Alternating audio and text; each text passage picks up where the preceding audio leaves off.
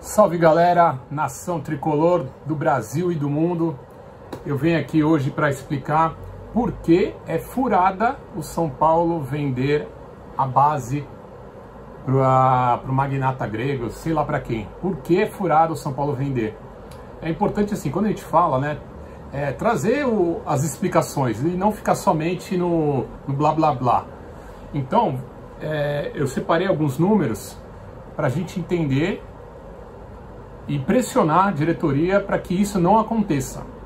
Então, uma forma bem simples, né? Temos visto nos noticiários, inclusive do Avante Meu Tricolor, que o magnata grego Evangelos Marinakis quer oferecer 100 milhões de dólares, por volta de 600 milhões de reais, por um contrato de 10 anos. E nesse contrato ele colocaria 100 milhões de reais e, contrapartida, durante 10 anos, ele ficaria com 35% dos direitos da base da molecada de Cotia. Olha isso. Então, bom, vamos começar pelo seguinte. Cara, hoje o principal ativo do São Paulo é a base. Quem já foi, eu já fui em Cotia ver o CT da base, é uma coisa absurda, uma coisa incrível. Não falta nada, assim, a gente pode dizer. Então, assim, não faz sentido vender o principal ativo do clube para alguém que é de fora, que quer explorar. Lógico, eles querem explorar, né? Eles sabem que tá bom, né?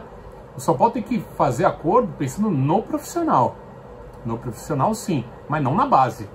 Você pode pegar um jogador, oferecer 100 milhões, como fez o Testor no Botafogo, vou bancar 30 milhões do jogador, depois vende por 50, enfim. Tá mexendo no profissional. Você monta um super time com dinheiro de fora, mas mexer na base é ruim. Vou explicar por quê. Até selecionei 3 pontos importantes para a gente mensurar essa importância de não vender a base. O primeiro é o custo baixo ofertado.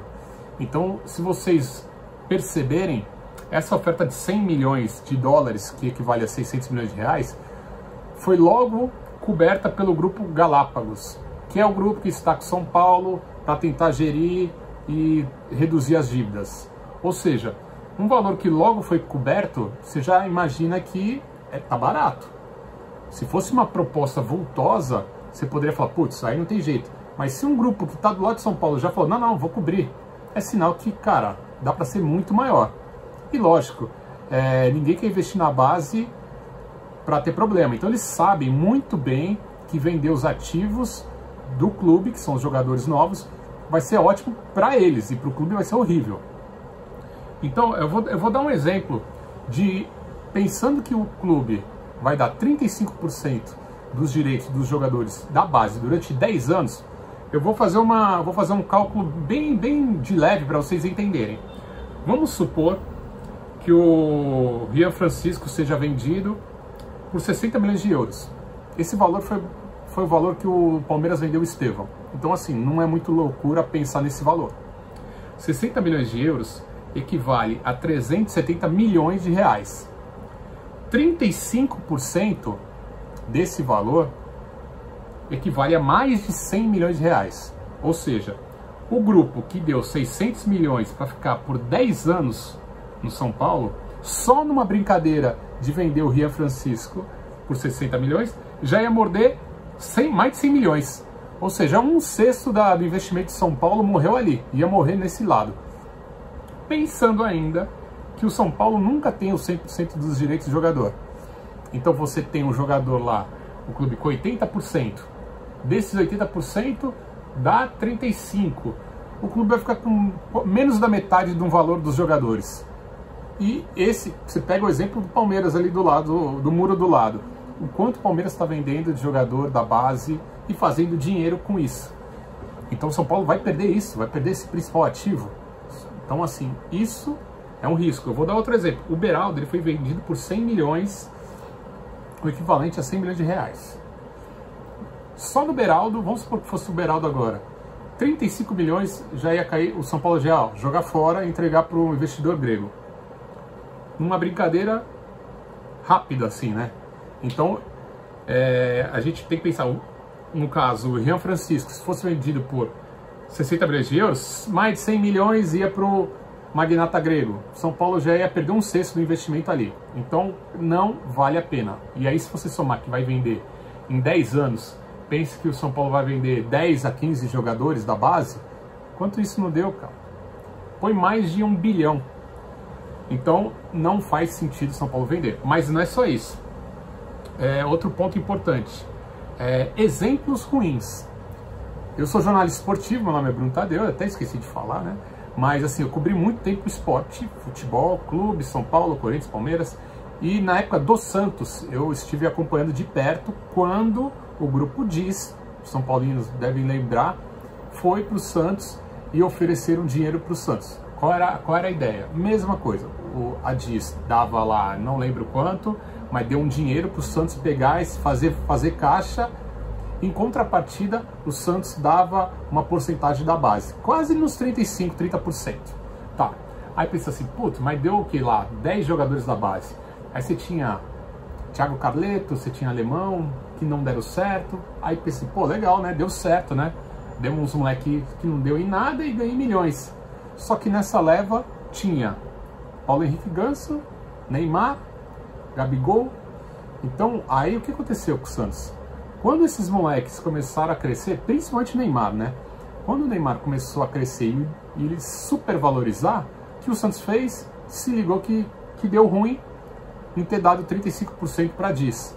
E aí, quando o Barcelona contratou o Neymar, deu todo aquele rolo. O Barcelona passou a perna no Santos, com o pai do Neymar. O Santos passou a perna na Diz. Foi uma coisa absurda. E deu tudo errado, o Santos não pagou a Diz, e aí foi para processo, não sei que fim deu. Mas assim, porque eles viram, cara, que não faz sentido você dar dinheiro para base. Você não faz sentido você dar um ativo do clube fantástico para um investidor que está dando alguns milhões para o clube. Então não faz sentido.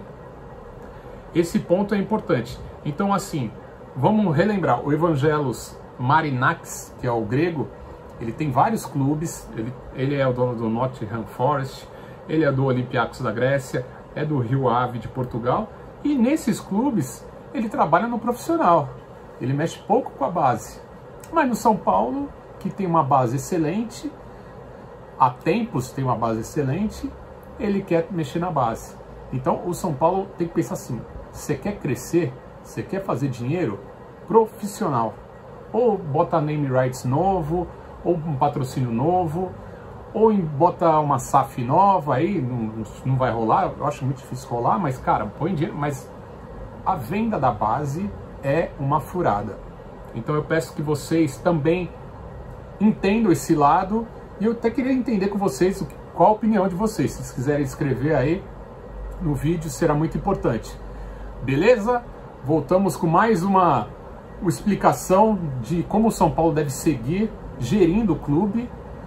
Dívidas, tem um monte. O São Paulo está com 800 milhões de dívidas. Ele tem que arrumar essas dívidas, mas de outras formas. Renegocia. O Flamengo renegociou as dívidas. Ah, tá com 800 milhões? Cara, paga em 2.000 vezes, cara. Mas você pelo menos fica com fluxo de caixa para fazer dinheiro em contratações. E outra, um clube, ele tem que ter time forte sempre. Porque o que dá dinheiro, além da base, o que dá dinheiro para os clubes são premiações, são conquistas. Então se você ficar com muito pé no chão, você não vai ser campeão, você não vai chegar numa semi, não vai chegar numa final. E tudo isso você pede premiação. Fora que quando você ganha títulos, o time inteiro, o elenco inteiro se valoriza. Ou seja, mais dinheiro, jogadores valorizados, você pode vender jogadores. Você pega exemplo de times campeões recentes, não vou dar nomes, que ganhou o título e você fala, aí você começa a observar outros clubes interessados na compra e paga uma fortuna, e você pensa, cara, como esse cara pode estar valendo tudo isso? Está valendo porque está valorizado, porque ganhou título. Então São Paulo tem que fazer times competitivos sempre para ser campeão e pensar no profissional. Agora, quando mexer na base, vai dar ruim. Beleza, pessoal? Voltamos aí em breve. Continue acessando o Avante Meu Tricolor. Vamos junto, São Paulo. Abraço!